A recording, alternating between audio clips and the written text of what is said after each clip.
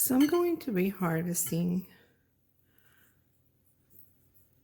my pepper seeds. It's the same with all peppers. I'm just harvesting today the seeds for the ají dulce, which is my favorite. One day I'm going to talk to you about the ají dulce. Well, maybe I can do it now while we harvest those seeds. So I moved to the United States about 6 years ago in 2014. And it was difficult. I would cry every day. I wanted to go back to my beautiful country. Not that US is not beautiful, it's a shock, a cultural shock. Your family is not here. Your friends are not here. It is a different language. I was working in a new place. Well, it was the same company, but a totally different place with, a corporate culture. I used to work in a small station, so that was really, really heavy for me. The change was really heavy. And on top of that, there were different things that here in South Carolina, because there was not a lot of Puerto Rican people in here, at least not in the area that I live. You were not able to find a lot of different things. And this little baby, the ají dulce, was one of those. This is one of the things that are pretty particular about the base for all our food, which is the sofrito.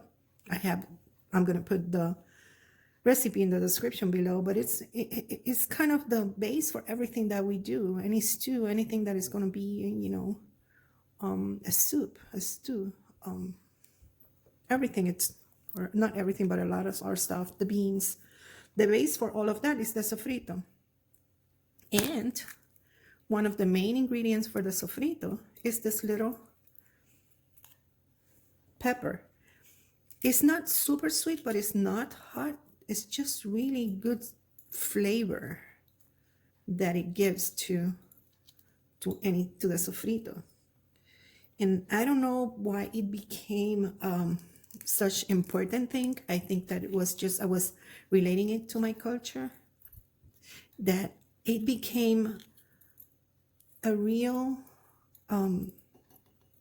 passion for me to get them grow here.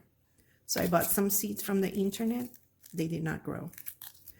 I brought some seeds from Puerto Rico, but they didn't grow in here.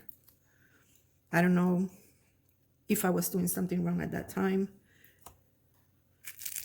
but I was doing everything in my hands to be able to grow those seeds. And then one day, believe it or not, I brought some really, really, really ugly and almost dead ají dulce, or the sweet pepper, from Orlando, from my daughter's house. And I said, I'm going to keep the seeds. I'm going to keep these seeds. I'm going to harvest them. And I harvested them, dried them the same way that I'm doing right now. And the next spring, I planted them. All of them in probably it was like this big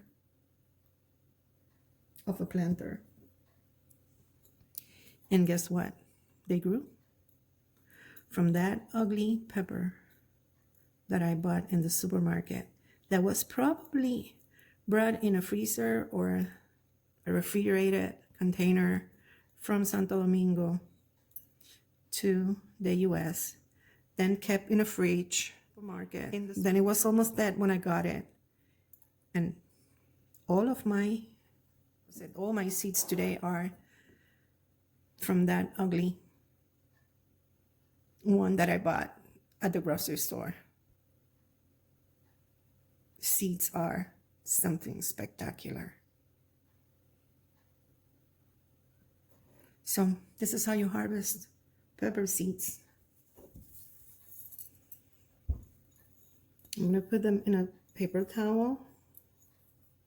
So if there's any humidity before saving them, it needs to go away. Before saving them, I'm going to take all this pepper little parts and take them away.